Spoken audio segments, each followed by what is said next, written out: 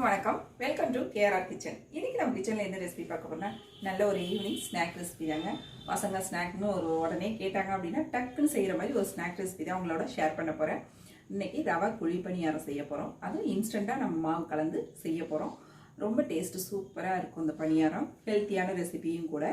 வாங்க இந்த பணியாரம் எப்படி செய்யறது நம்ம வீடியோக்குள்ளே போய் பார்ப்போம். அதுக்கு முன்னாடி நம்ம சேனல் இப்போ தான் ஃபஸ்ட் டைம் பார்க்குறீங்கன்னா சப்ஸ்கிரைப் பண்ணி வச்சுக்கோங்க. கூடவே பெல் சிம்பிள் ப்ரெஸ் பண்ணி ஆல் ஆப்ஷனையும் ப்ரெஸ் பண்ணி வச்சுக்கோங்க. அப்போ தான் நான் டெய்லி அப்லோட் பண்ணுற வீடியோஸ் எல்லாம் உங்களுக்கு உடனே நோட்டிஃபிகேஷனில் கிடச்சிக்கிட்டே இருக்கும். இப்போ வாங்க இந்த குழி பணியாரம் எப்படி செய்கிறதுன்னு பார்த்துடலாம். இப்போ ரவை பணியாரம் செய்கிறதுக்கு ஒரு கப் அளவுக்கு ரவை எடுத்துக்கோங்க. நல்லா ஒரு பாத்திரத்துக்கு மாற்றி அதில் ஒரு கப் அளவு தண்ணி விட்டு நல்லா இது ஒரு 10லேருந்து ஒரு 15 நிமிஷம் ஊற வச்சுக்குவோம். நல்லா ஊற வச்சு செய்யும் போது பணியாரம் நல்லா சாஃப்டாக கிடைக்கும் நமக்கு. நல்லா ஒரு 10 நிமிஷத்துக்கு இதை ஊற வச்சு எடுத்துக்குவோம். இப்போ இது ஊறிட்டு இருக்கட்டும். இதுக்கு இடையில நாம் ஒரு கடாய் வச்சு அதில் ஒரு 2 டீஸ்பூன் அளவுக்கு நெய் சேர்த்துக்குங்க. நெய் நல்லா உருகினதுக்கப்புறம் இதில் ஒரு 6-7 முந்திரி பருப்பு எடுத்து நல்லா சின்னதாக வெட்டி வச்சுருக்கோம் பொடிசாக. அதை சேர்த்து நல்லா கலர் மாறுற வரைக்கும் நல்லா வறுத்து விட்டுக்குவோம். நல்லா நிறம் மாறி வரணும். இப்போ இதில் ஒரு கப் அளவுக்கு தேங்காய் சேர்த்துக்குவோம். தேங்காய் அதில் சேர்க்கும் போது டேஸ்ட் இன்னுமே ரொம்ப சூப்பராக இருக்கும். இது போல் நம்ம நெய்யில் வறுத்து சேர்க்கும் போது.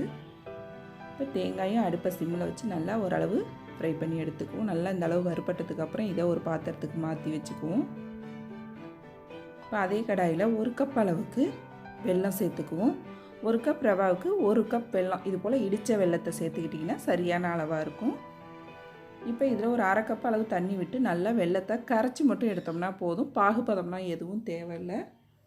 நம்ம மாவு கூட இதை வடிகட்டி தான் சேர்க்க போகிறோம். தண்ணியாக இருந்தால் பரவாயில்ல. இப்போ நம்ம ஊற வச்ச ரவையும் பார்த்திங்கன்னா நல்லா ஊறி வந்துருச்சு. நல்லா ஒரு தடவை கரண்டியை வச்சு நல்லா மசிச்சு விட்டுக்குங்க. அழுத்தம் கொடுத்து நல்லா இது போல் மசிச்சதுக்கப்புறம் இதில் ஒரு 3 டேபிள் ஸ்பூன் அளவுக்கு கோதுமை மாவு சேர்த்துக்குங்க.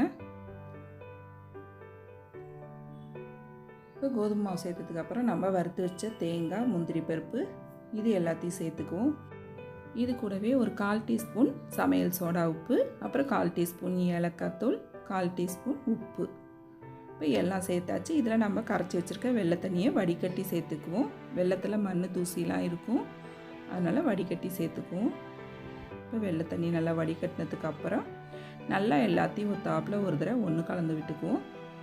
இது ரொம்ப உங்களுக்கு திக்காக இருக்கிற மாதிரி இருந்துச்சுன்னா கொஞ்சம் தண்ணி கூட சேர்த்து கலந்துக்கலாம் நம்ம. இப்போ நான் சேர்த்த வெள்ளை தண்ணி எனக்கு கரெக்டான அளவாக இருக்குது.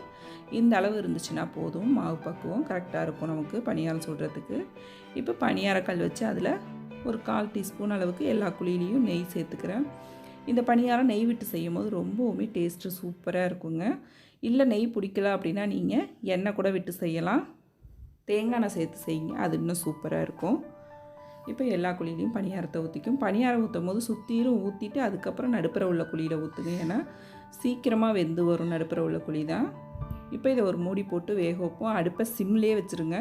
சிம்மில் வச்சு வேக வச்சுக்குவோம். நல்லா ஒரு 3 நிமிஷம் கழித்து பார்த்தோம்னா ஒரு பக்கம் நல்லா வெந்திருக்கும். இதை திருப்பி போட்டு இன்னொரு 2 நிமிஷம் வேக வச்சு எடுத்தோம்னா நம்மளோட பணியாரம் ரொம்ப சூப்பராக ரெடி ஆகிடும். நல்லா நெய் விட்டு இதை அடுப்பை சிம்மில் வச்சு வேக வச்சு எடுக்கும் போது நமக்கு பணியாரம் நல்லா கிறிஸ்பியாக இருக்கும், டேஸ்ட்டாகவும் இருக்குங்க. நல்லா எல்லா பணியாரத்தையும் இது போல் திருப்பி போட்டு ஒரு 2லேருந்து 3 நிமிஷம் வச்சுருந்தோம்னா போதும். நீங்கள் ஃபுல்லாகவே அடுப்பை சிம்மில் வச்சு வேக வச்சு எடுத்துக்கோங்க. அப்போ தான் ரொம்ப சூப்பராக அருமையாக வெந்து வரும். இப்போ பாருங்கள், நம்மளோட பணியாரம் நல்லா வெந்து ரெடியாகி வந்துருச்சு. ரொம்ப ஈஸியாக சட்டுன்னு செஞ்சு முடிச்சிடலாங்க. குழந்தைங்க கேட்கங்காட்டி நம்ம ஒரு 5லேருந்து ஒரு 10 நிமிஷத்துக்குள்ளே இந்த பணியாரத்தை செஞ்சு கொடுத்துடலாம்.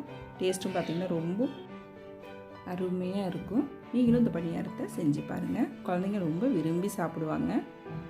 எப்படி சாஃப்டாக நல்லா வெளியில் கிறிஸ்பியாக இருக்குது பாருங்கள். ரொம்ப அருமையான பணியாரத்தை ட்ரை பண்ணி பாருங்கள். இப்போ குழிப்பணியாரம் எப்படி செய்கிறதுன்னு பார்த்துருப்பீங்க. ரொம்ப ஈஸியான ரெசிபிங்க. அதே சமயம் டேஸ்ட்டும் ரொம்ப அருமையாக இருக்கும்.